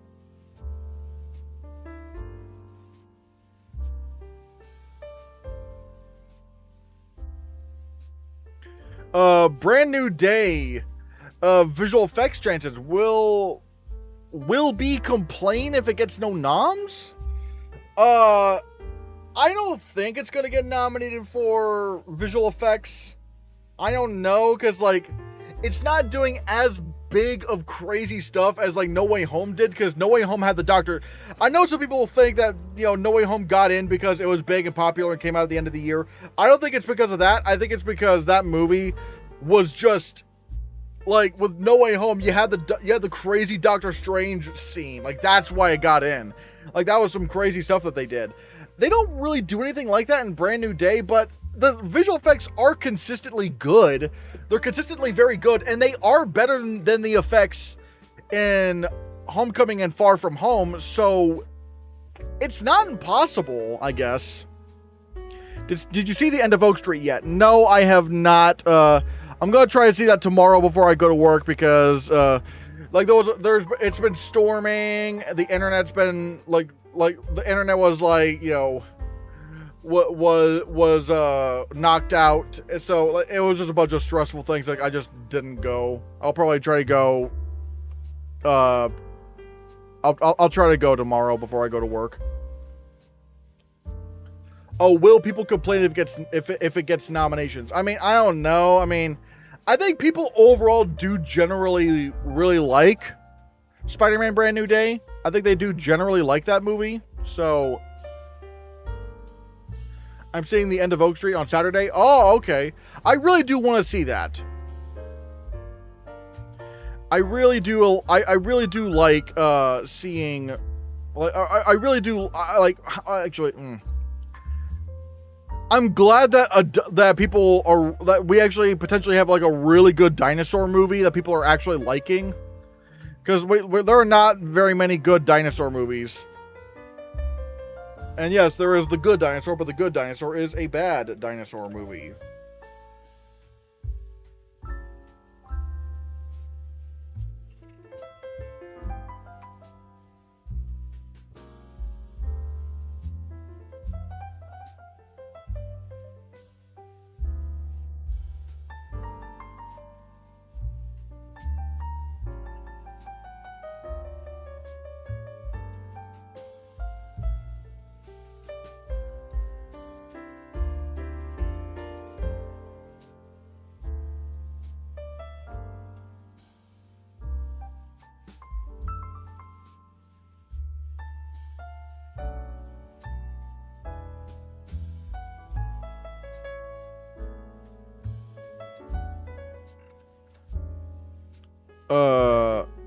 The last good dinosaur movie was Theodore Rex. Oh god, no. Oh god, no.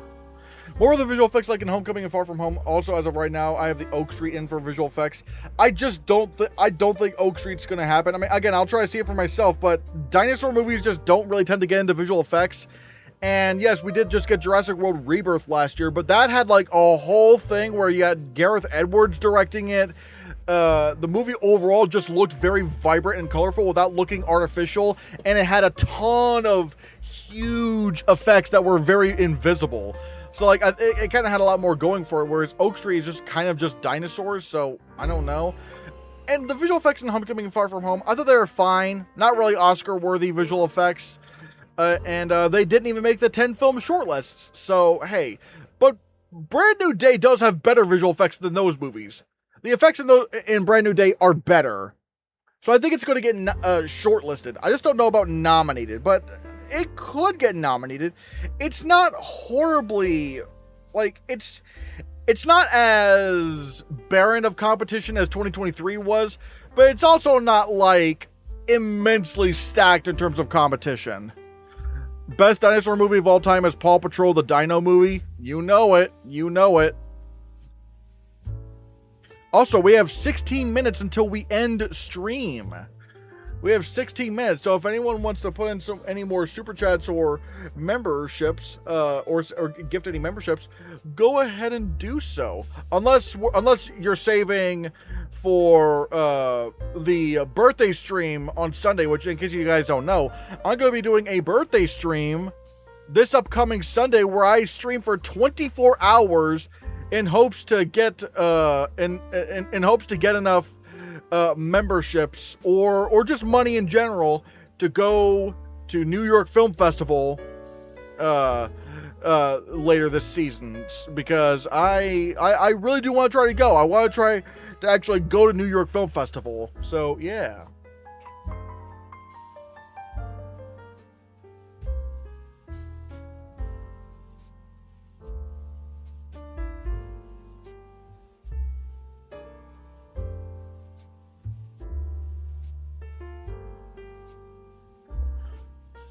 What time are you going to do the stream?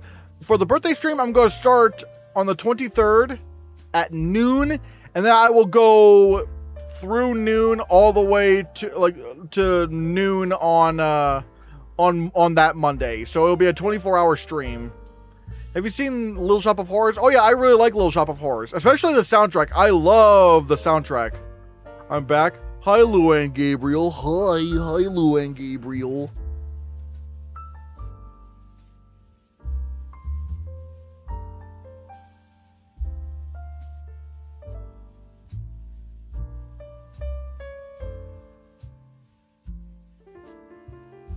I think I legit think the Backrooms could be a contender for a nomination in production design. I just don't, because I really feel like they are kind of gatekeeping towards more best picture-y films in production design. Either it's best picture films or period films, and Backrooms is neither of those. It's not going to get best picture, and it's not really a period film. It's more like liminal space horror, and I don't know. I just don't think it's going to do that. I don't think it's going to get nominated for production design. It would be cool if it did. It'd be cool if it did, but I don't think it's going to. The Guilds and Critics' Choice could do it. All right, but the problem is, like, you know, for example, look at Fantastic Four: First Steps. That got Critics' Choice and the Guilds for production design, but it ultimately did not get nominated for the Oscar. Mainly because, at least with the Critics' Choice Awards, they have 6 nominees. The Guilds are split up amongst multiple different genres. And so I just don't think Fantastic Four was able to squeeze into a top 5 as a non-Best Picture film and not really a prestige film. And I feel like the same thing's going to happen to Backrooms. They're just not going to do it. Yeah, and BAFTA's not going to do Backrooms either. They're not going to do Backrooms. There is a chance that they won't even shortlist it, because the BAFTAs just might not care at all about the Backrooms.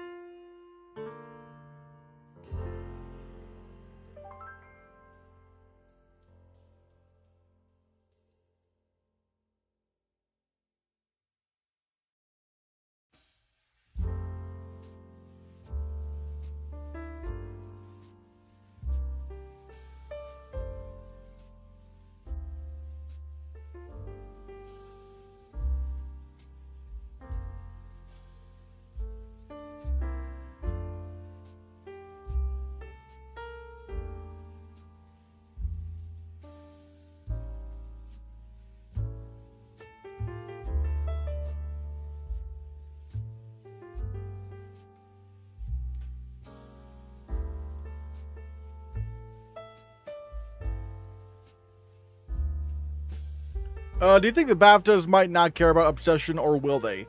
Maybe. I feel like if Obsession is just in Best Picture at the Oscars, the BAFTAs will care about it more because, like, I don't know. Like, ultimately, I think the reason why Weapons did so poorly at the BAFTAs, not even getting Amy Madigan nominated, is because it just was not a Best Picture film. But if Obsession is in Best Picture, it'll probably do a little bit better at BAFTA than Weapons did, so, yeah. Are you familiar with Alex Hirsch? Yes, he created Gravity Falls, and sadly nothing else because Netflix hates him. I like Alex Hirsch. He's fun. I can't believe he's 40 now. Oh my god, I feel old.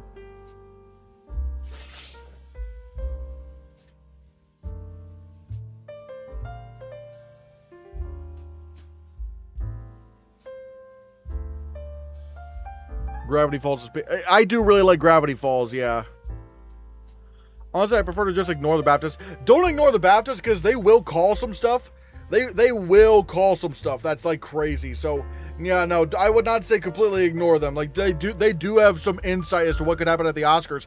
Like if it wasn't for BAFTA, like because of BAFTA, I did end up predicting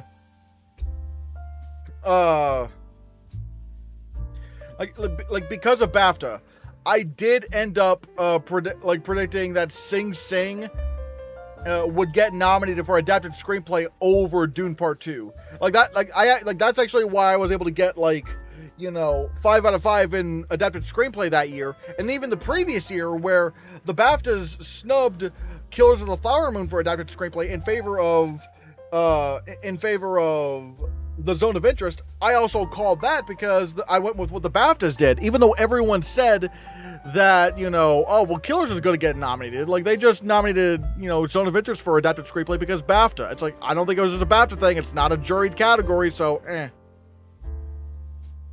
Yeah, they're an industry ceremony. You want to pay attention to the industry ceremonies. Why do they hate him? Alex Hirsch with Netflix? I mean, because Netflix, he signed a first look deal with Netflix to where he would, make shows for them. But, however, they have not picked up a single show he's done, and he can't really go to any other studios, so he's just kind of stuck at Netflix. Just whatever. So, yeah.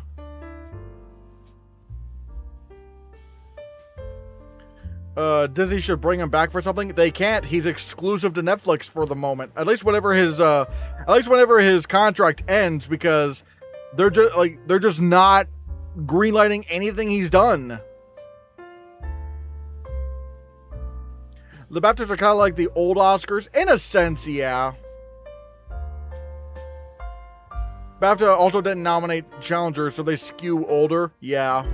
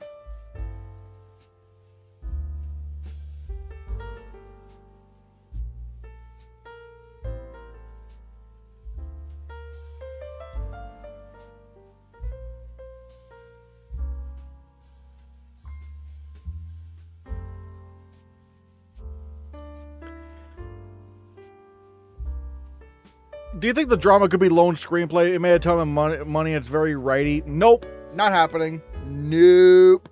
I do not think so. Original screenplay is already so... because you already have Wild Horse 9, Obsession, Digger, Fjord, Behemoth, the debut, Misty Green. Elsinore. I really think it's just no. The drama is just once again kind of like Challengers, where it's like a Gen Z horny movie that like the industry is just not going to care about. Is drama original or adapted? I'm not sure. I'm going to assume original, but even if it was adapted, I would still not predict it. It's a Gen Z horny movie that like the olds don't care about.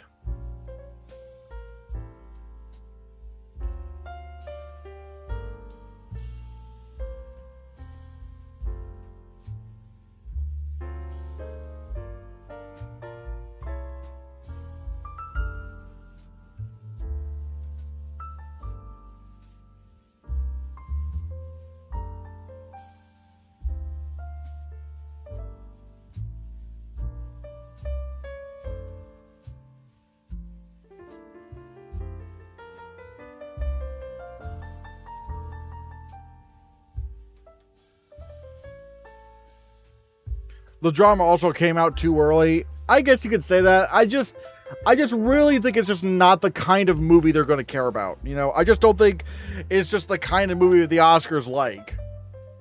And then you're going to see like the stands on Twitter going, "Oh, but it's about the industry. It's a movie about the industry. The industry's going to like it." It's like, I'm so glad I stuck to my guns after Jay Kelly fucking flopped at Venice. I'm like, oh my god. I knew from those Venice reactions that Jay Kelly was in deep shit. It was in deep shit. I knew something was wrong.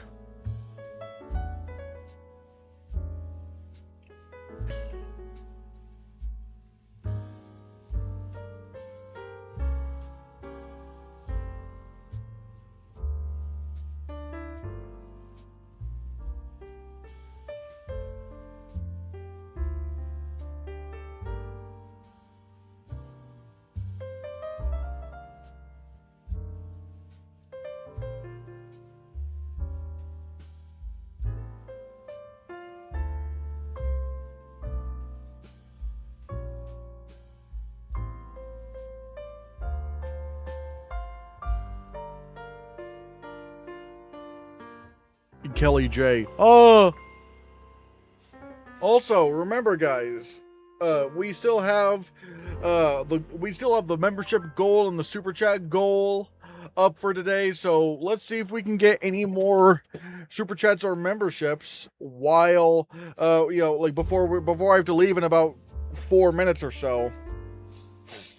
Do you have any ideas on what movies you would want to make? Yeah, I do. Like, I have some ideas on how I would do, like, an Avenue Q movie, or, like, a SpongeBob musical live-action film. But, like, it would be very, very stylized and not really... It would not be Cats. It would not be Cats. Whoa! Thank you so much to Movie Guy for the 10 Canadian dollars super chat. What movie is this year's Jay Kelly? Hard to say. Also, everyone, send Movie Guy some blue Hannahcast heart emojis. We want to send love to the people that send support to the channel. Hold on, let me update this real quick. But yeah, thanks, Movie Guy. Thanks, Movie Guy. But let's see. There is a chance that the debut could end up being Jay Kelly. Digger, well, then again, I don't know. I don't think Digger's going to end up being Jay Kelly, because it's going to get some nominations. At bare minimum, makeup. So, like, I don't know. I do think Digger has the chance to be, like, an Elvis or something like that. Or a Marty Supreme, where they just don't really want to, or where they just don't want to give it any wins. I can see that happening, but I don't know what could be this year's Jay Kelly. I just don't.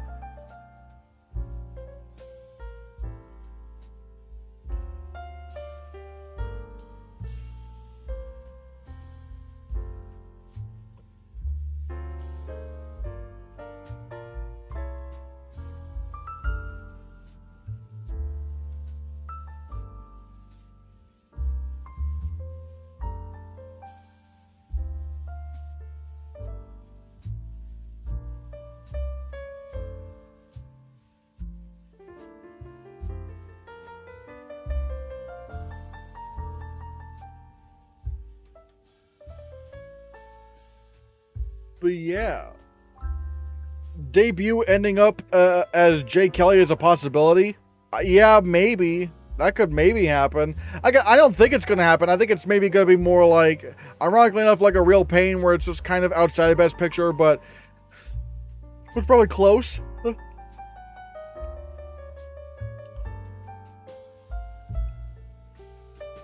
2023 is so weird because a lot of films went home without any wins. Fabelmans, Banshees, Tar, Elvis. Yeah, that really sucks. That, like, especially with like Fabelmans and Banshees. Like, Banshees couldn't get screenplay. Fabelmans couldn't get director or picture. It's like, man, that does sting. That does rather sting.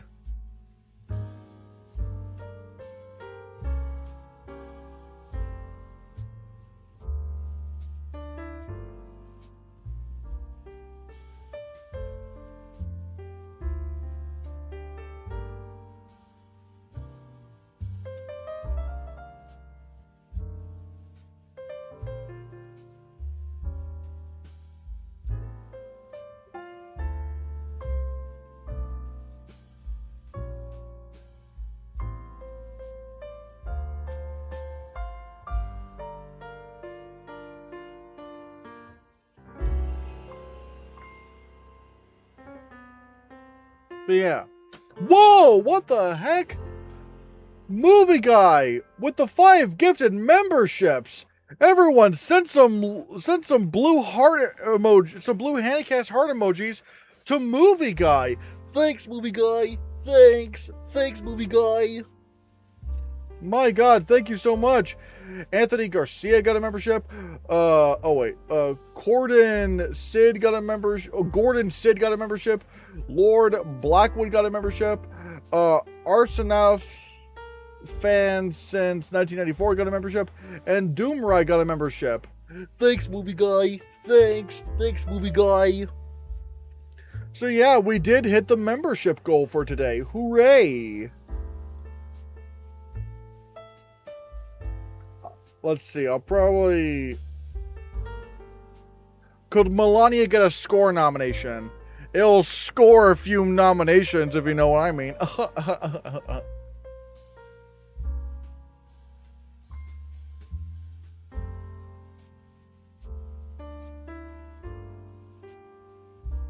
Oh, wait, oops. I'm the only person in existence who likes Jamie Lee Curtis's win. I will even go further to say that Stephanie Hsu was terrible. Her acting tone was all wrong compared to the rest of the film. Whoo-wee, that is a hot take. Now, granted, I would not have nominated either of them. I would not nominate either of them, but still, yeah. Okay, I will say, guys, I'm probably gonna need to bounce because it is 7 o'clock and I got some things to do this evening. But I'm gonna try to stream again sometime later this week before we do the big, Hannahcast birthday stream. That's gonna be huge. So yeah, have fun, everyone. Have a nice week. And again, I'm gonna try to watch the end of Oak Street tomorrow before I go to work. So yeah. Bye, everyone. Bye.